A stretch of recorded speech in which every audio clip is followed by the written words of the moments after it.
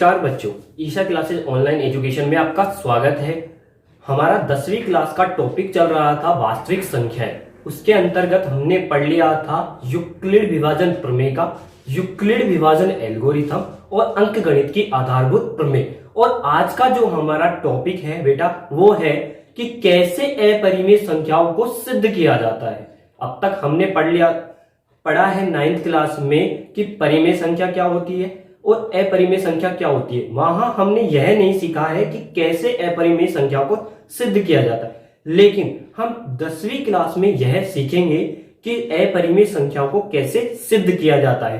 तो इसको समझने के लिए मैंने अंकगणित की आधारभूत प्रमेय में आपको एक प्रमेय पढ़ाई थी। यदि किसी नंबर के यानी कि यदि किसी संख्या के वर्ग में अभाज्य संख्या का भाग जाता है तो उस संख्या में भी उस अभाज्य संख्या का भाग जाता है। यह बात या यह प्रमेय हमारे इसको सिद्ध करने में काम में आती है। तो आइए स्टार्ट करते हैं कैसे अपरिमेय संख्याओं को सिद्ध किया जाता है।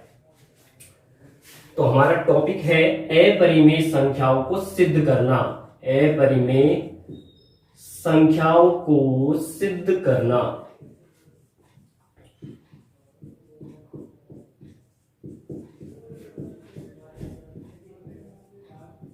तो देखिए एग्जाम्पल से अपन समझते हैं और पहला एग्जाम्पल लेते हैं √2। सिद्ध कीजिए, उदाहरण है बेटा, सिद्ध कीजिए कि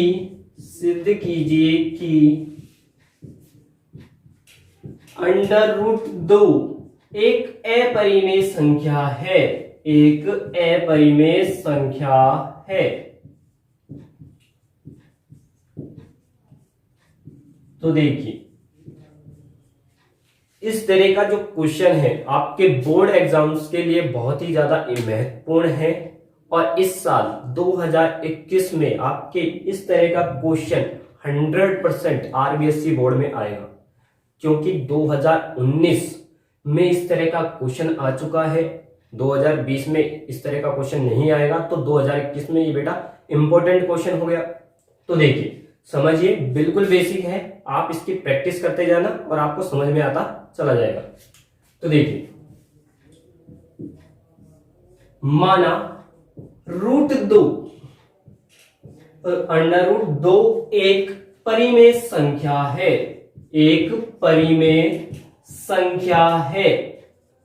अब परिमेय संख्या क्या होती है? आप जानते हैं कि परिमेय संख्या वे संख्याएं होती हैं जिन्हें हम P/Q फॉर्म में लिख सकें। तो यहां पर हम √2 को P/Q फॉर्म में ना लिखकर A/B फॉर्म में लिख रहे हैं। तो हमने जो नंबर माना है वो क्या माना है? A/B माना है। क्या माना है बेटा? A/B। और A और B यहां पर जहां A तथा B सह अभाज्य संख्याएं हैं, A तथा B सह अभाज्य संख्याएं हैं। अब सह अभाज्य संख्याएं क्या होती हैं? वे संख्याएं जिनका महत्तम समावर्तक या HCF 1 होता है, सह अभाज्य संख्याएं कहलाती हैं। अब देखिए अगला स्टेप, यहां पर B जो कि डिवाइड में है, किसमें चला जाएगा बेटा? गुणा में चला जाएगा। और हमारा स्टेप बनेगा √2 गुणा B बराबर A, यानी कि √2 B बराबर A। अब हम दोनों पक्षों का वर्ग कर देंगे, जिससे √2 पे लगा हुआ √ खत्म हो जाए। तो देखिए दोनों पक्षों का वर्गमूल करने पर, दोनों पक्षों का वर्ग करने पर क्या आ गया आपका? देखिए √2b का होल स्क्वायर बराबर A²। अब आप जानते हैं जब हम स्क्वायर करते हैं किसी भी वर्गमूल का तो उसपे से वर्गमूल का साइन या चिन्ह हट जाता है तो हमारा जो स्टेप बनेगा वो बनेगा 2b² बराबर a²। क्या बनेगा? 2b² बराबर a²। यह हमारी समीकरण 1 बन गई। अब आप जानते हैं जो गुणा में होती है वो चीज भाग में जा सकती है। तो आप देखिए यहां पर जो 2 है किसके नीचे जा सकती है? a² के नीचे जा सकती है। तो हम कह सकते हैं a²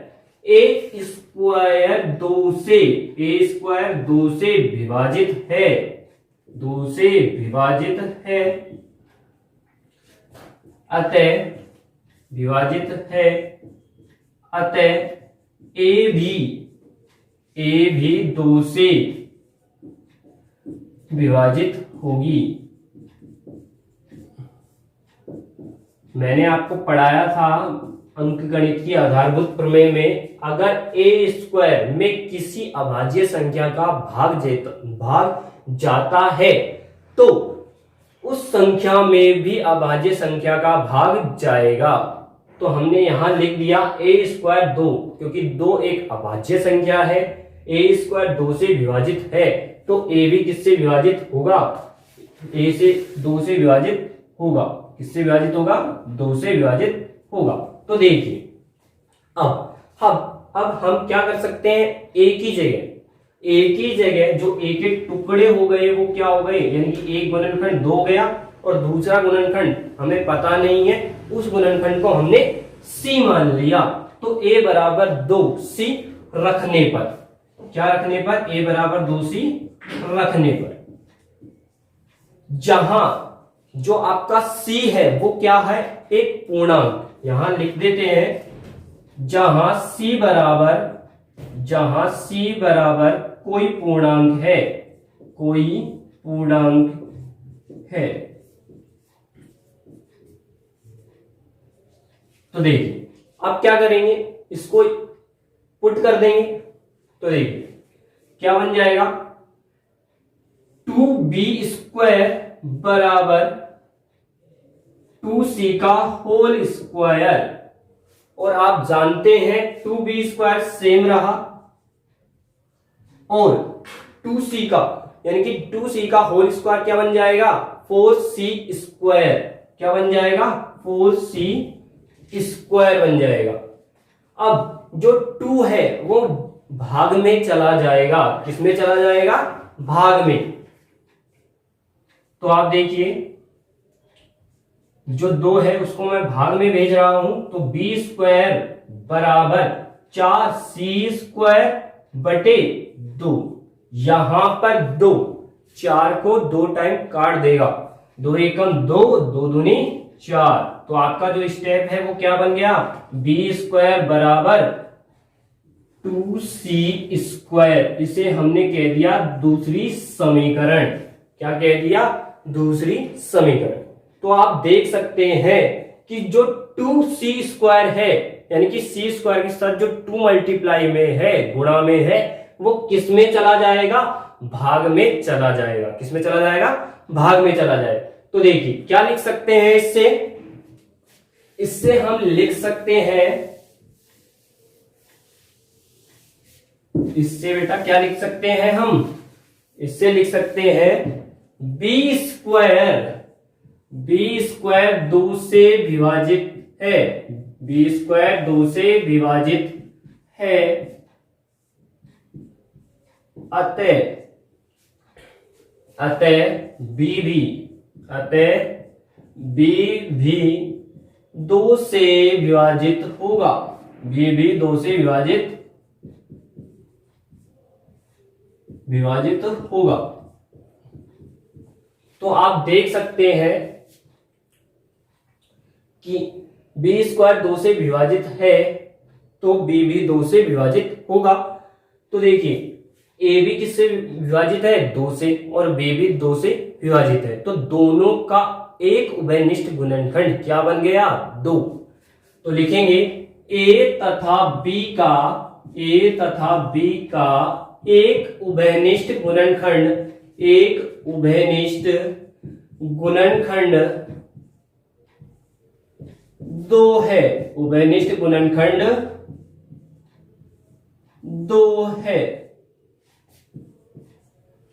क्या बन गया? 2। यह इस बात का विरोध करता है, यह इस बात का विरोध करता है, बात का विरोध करता है कि, विरोध करता है कि a तथा b सह अभाज्य संख्याएं हैं। a तथा b सह अभाज्य संख्याएं हैं। देखिए a और b का जो उभयनिष्ठ गुणनखंड है वह 2 आ चुका है, और हमने क्या माना था कि a और b सहअभाज्य संख्या है। सहअभाज्य संख्या है तो उनका जो उभयनिष्ठ गुणनखंड है वो 1 आना चाहिए था, लेकिन हमारा उभयनिष्ठ गुणनखंड 2 आ चुका है, इसलिए जो हमने माना था कि √2 एक परिमेय संख्या है वह बात गलत सिद्ध हो गई। तो हमने लिख दिया अतः √2 एक अपरिमेय संख्या है, एक अपरिमेय संख्या है। ये हमारा सिद्ध हो गया। तो देखिए एक बार दोबारा बता देता हूं बेटा कैसे हमने सिद्ध किया। हमने क्या किया, √2 को एक परिमेय संख्या माना और परिमेय संख्या को हमने a/b लिख दिया, और a और b हमारे कैसे संख्याएं हैं, सहअभाज्य संख्या हमने मानी थी। फिर हमने क्या किया, जो b था उसको वज्र गुणा कर दिया और हमारा स्टेप बन गया था √2b = 1 और दोनों पक्षों का वर्ग कर दिया। वर्ग करने पर जो हमारा स्टेप बना 2b² = a² बन गया, जिसे हमने समीकरण 1 मान लिया था। हमने देखा था जो 2 है वो किसको विभाजित कर रहा था, a² को, तो हमने लिखा a भी 2 से विभाजित होगा। उसके स्थान पर अब हमने a के स्थान पर क्या लिख दिया था, 2c रख दिया था और c कोई पूर्णांक था।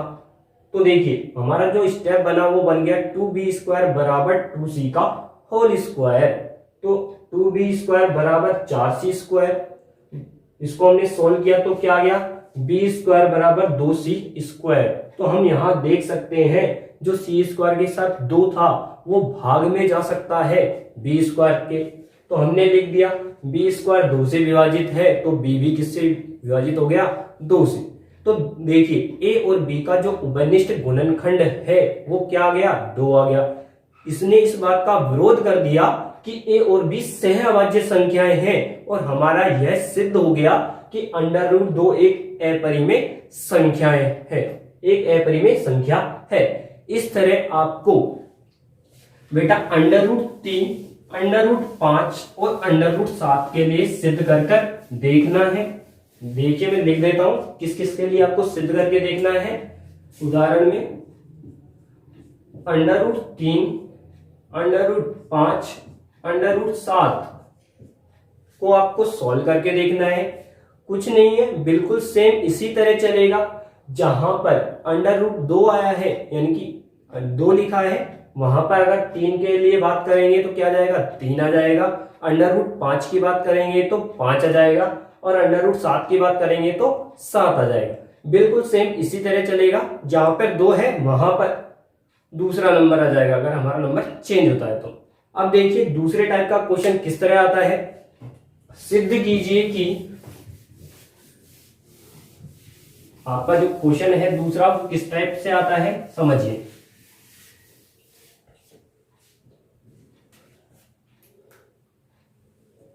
सिद्ध कीजिए कि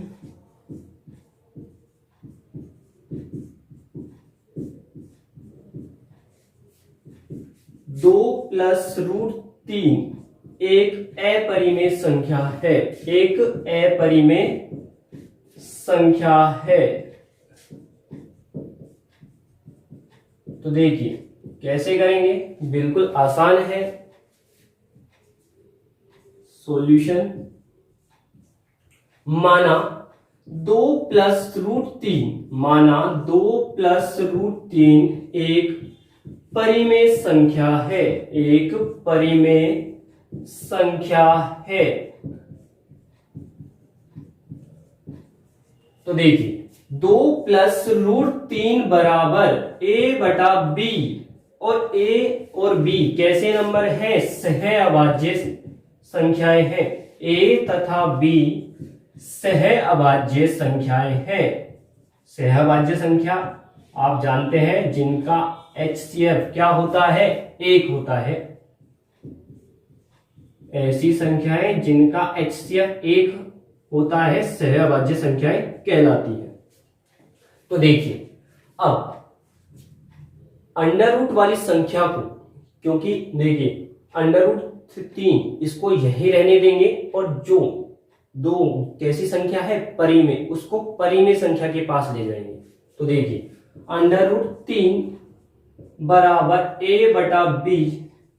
अब 2 कैसा है? प्लस का, प्लस है तो बेटा उस साइड जाएगा तो उसका चिन्ह परिवर्तित हो जाएगा, प्लस का है तो माइनस हो जाएगा, -2, और जिसके नीचे कुछ नहीं होता उसके नीचे 1 मान लिया जाता है।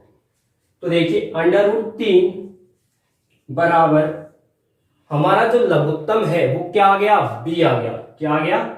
b आ गया। तो देखिए a, क्योंकि b में b का भाग 1 बार जाएगा तो a का a आ गया, और 1 का भाग b में b बार जाएगा तो हमारा बन गया 2b। समीकरण 1। तो आप देखिए आपने पढ़ा हुआ है छोटी क्लासेस में, अगर हम परिमेय संख्या में से परिमेय संख्या को घटाते हैं तो हमारे पास हमेशा परिमेय संख्या आती है। तो देखिए a/b एक परिमेय संख्या है और 2 भी एक परिमेय संख्या है। हमने जब इसको घटाया, परिमेय संख्या में से परिमेय संख्या घटाई, तो जो सोल्व होके आया वो भी कैसी संख्या आई? परिमेय संख्या आई। तो अब देखिए ये परिमेय संख्या है तो इसके सामने जो इक्वल में लिखा है, बराबर में लिखा है, वह भी कैसी संख्या होगी?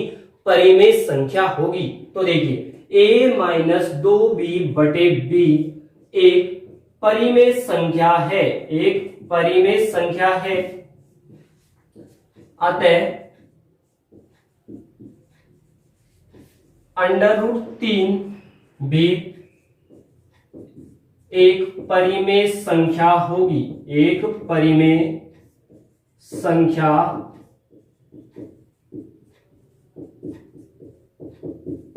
होगी। कैसी संख्या होगी? परिमेय संख्या होगी। लेकिन हम जानते हैं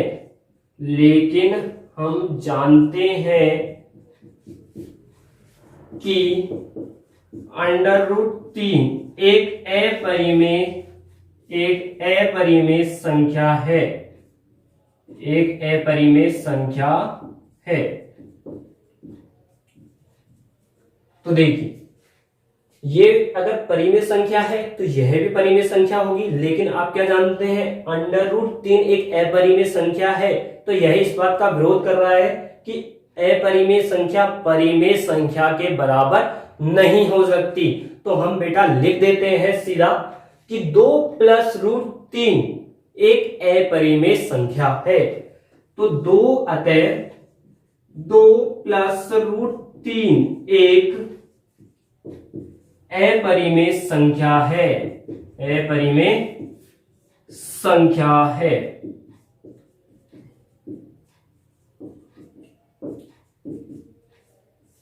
तो बोर्ड के एग्जाम्स में आपको इस तरह बेटा इसको सॉल्व करके दिखाना है, तो आपको अपरिमेय संख्याओं को सिद्ध करना आ गया होगा। अब देखिए अब जो अगला टॉपिक है वो हम पढ़ते हैं कि परिमेय संख्याओं का दशमलव प्रसार।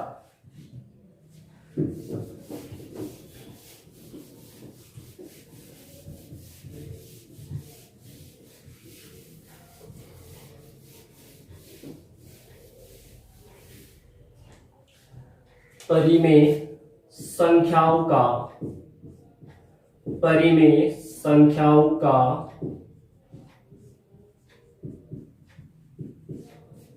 दशमलव प्रसार। तो देखिए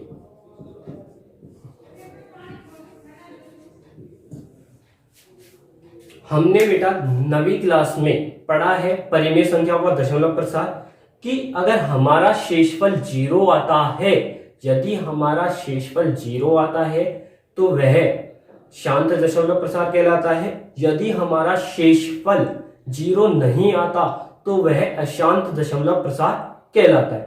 तो वहां हम क्या करते थे, दशमलव प्रसार निकालने के लिए भाग विधि का यूज करते थे।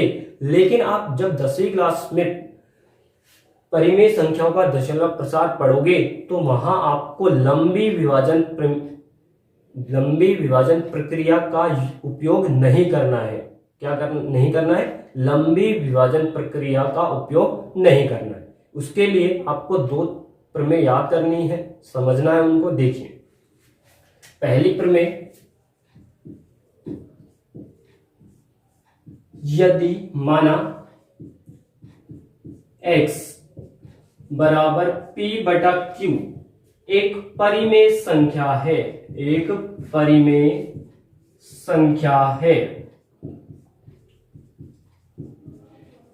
हमने क्या माना है बेटा, एक नंबर है जिसको x माना है और उसे किस रूप में लिखा है, P बटा Q एक परिमेय संख्या है। यदि Q के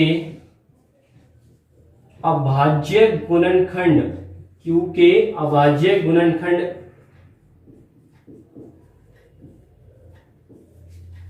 Q के अभाज्य गुणनखंड के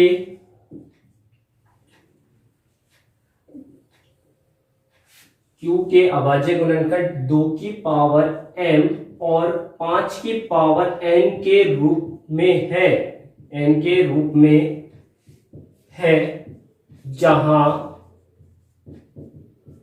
m तथा n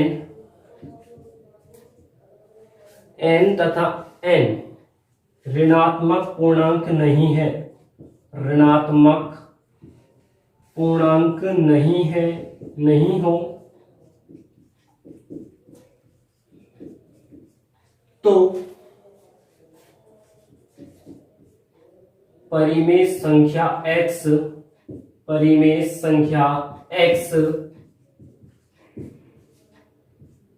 शांत का दशमलव प्रसार शांत होगा। देखिए बेटा समझिए, अगर आपके पास कोई नंबर है तो उसमें 2 चीज होती है, अंश व हर। तो आपको अंश से कोई भी मतलब नहीं है, आपको क्या देखना है, उसका हर देखना है और उसके क्या निकालने हैं, अभाज्य गुणनखंड।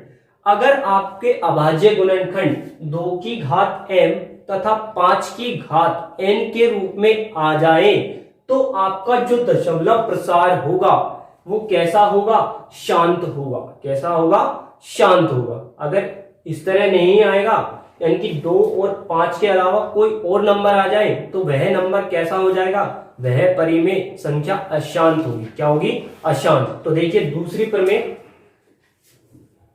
ये है बेटा पहली, माना x बराबर P बटा Q एक परिमेय संख्या है,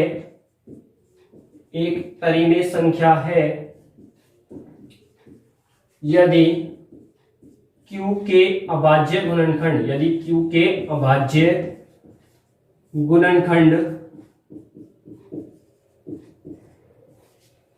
2 की घात m तथा 5 की पावर n के रूप में नहीं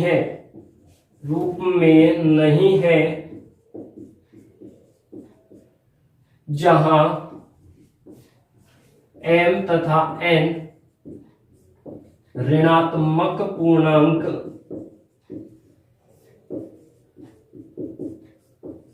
नहीं हो, तो परिमेय संख्या का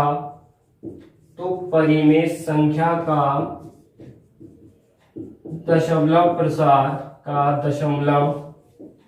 प्रसार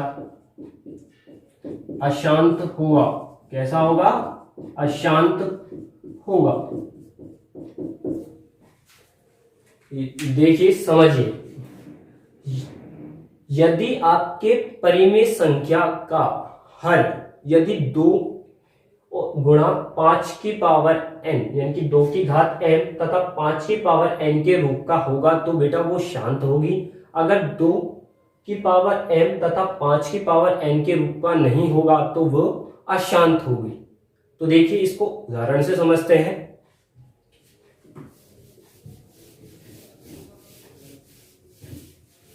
उदाहरण देखिए, पहला उदाहरण है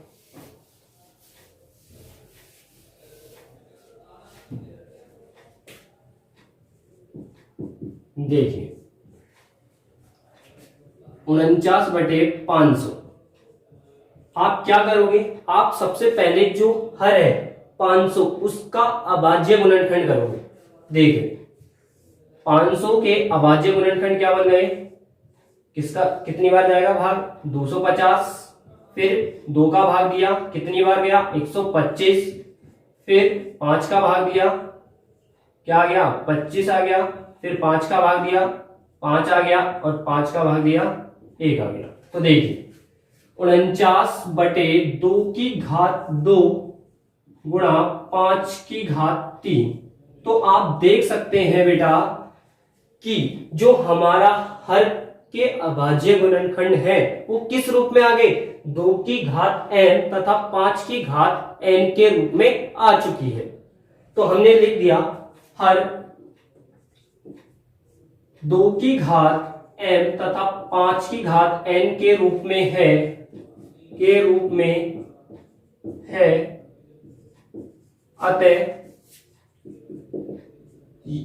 अतः संख्या शांत होगी। संख्या का दशमलव प्रसार शांत होगा। कैसा होगा? दशमलव प्रसार शांत होगा।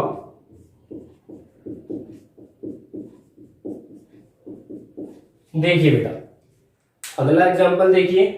अगर आपसे कह दें कि आपके पास कोई संख्या है 7/3125। तो देखिए, सबसे पहले आप इस हर के अभाज्य गुणनखंड करेंगे। 3125 में बेटा भाग दिया 5 का, कितनी बार जाएगा? 625। कितने बार जाएगा? 625। फिर देखिए 625 में 5 का भाग दिया तो क्या आ जाएगा? 125 आ गया। फिर 5 का दिया, 25 आ गया। फिर 5 का भाग दिया और 5 में 5 का भाग एक बार। तो देखिए क्या आ गया? 7/5 की पावर कितनी आ गई? 5 की घात 1 2 3 4 5 आ गई। अब आप कहेंगे यहां पर 2 तो आ ही नहीं रहा, लेकिन जब देखिए हम यहां पर लिख देते हैं अगले स्टेप में 5 की पावर 5 इंटू 2 की घात 0। और आप जानते हैं यदि किसी संख्या की घात 0 होती है तो उसका मान क्या होता है? 1। क्या मान होता है? 1। तो देखिए अगर खाली 5 भी आ जाए या सिर्फ 2 आ जाए तो भी वह कैसी संख्या होती है? शांत। तो आप लिख देंगे जो इसका हर 2 की घात 5 गुणा 5 की घात m के रूप का है, अतः यह कैसी संख्या हो गई? शांत हो गई। कैसी संख्या हो गई? शांत। फिर देखिए एक एग्जांपल और देखिए अशांत वाला। आपसे कह दें 16/15। 16/15। तो देखिए 16 और 15 के अभाज्य गुणनखंड क्या हो जाएंगे? 3 गुणा 5। तो यहां पर आप देख सकते हैं 5 तो आ रहा है लेकिन 2 नहीं आ रहा। तो हम क्या लिख देंगे?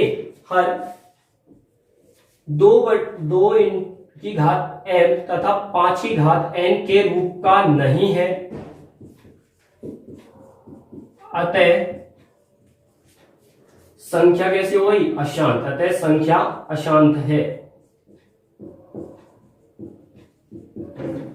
अब देखिए बेटा, अब आपके जो क्वेश्चन आता है वो इस तरह भी पूछा जा सकता है कि आप दशमलव प्रसार बताइए, परिमेय संख्या का दशमलव प्रसार। तो आप कैसे करेंगे समझिए।